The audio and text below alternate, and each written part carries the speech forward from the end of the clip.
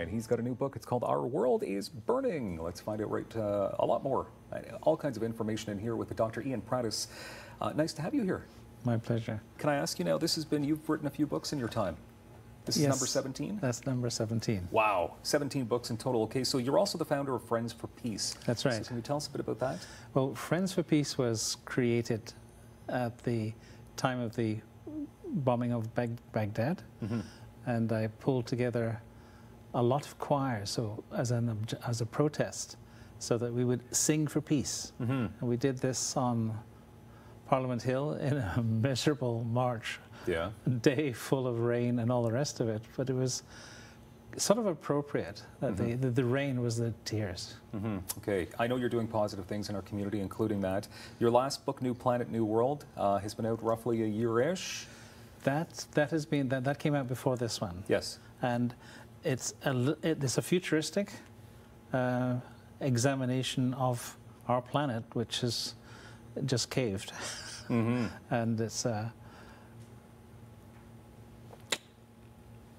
it is fiction, but it's very much, I take something from that, which I put into the new book. Okay. A rant from the future. A rant from the future. Yes, a scientist looking back from 2080. Okay. And basically a rant on what has happened in the next, what, 60 years? Okay. So let's talk about the new book then. It's called Our World is Burning. That sounds pretty deep, pretty dark. Yes, but the subtitle is my views on mindful engagement. How do you engage with the different parts of our world that is burning? And I have a number of different phases. It starts off with climate change. Okay.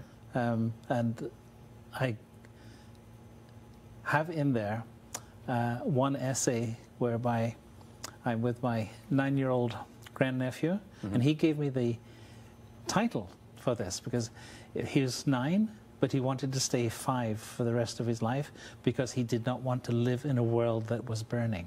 Okay. And that's where I got the essay. And I gave him a long talk about what he could do, that he could be a leader for the future, but there's a few things he has to learn.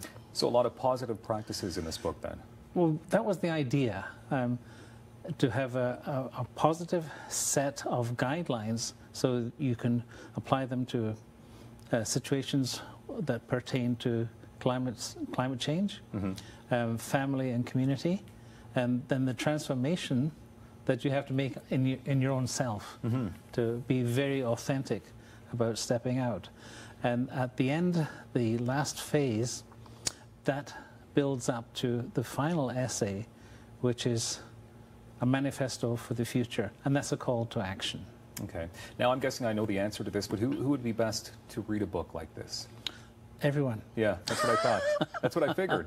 Everyone. Yeah. And I've found that since this came out, I've done talks at all kinds of organizations that I never expected to be there, at churches and so on. And I also find that the story with my grandnephew, seeing through 9-year-old eyes which are terrified, the whole ghastly impending climate change. And I do take Mr. Trump to task in the opening essay and the last one. Okay, well, it sounds like a fascinating read for sure, but you're already working on some more material coming up? Well, yes.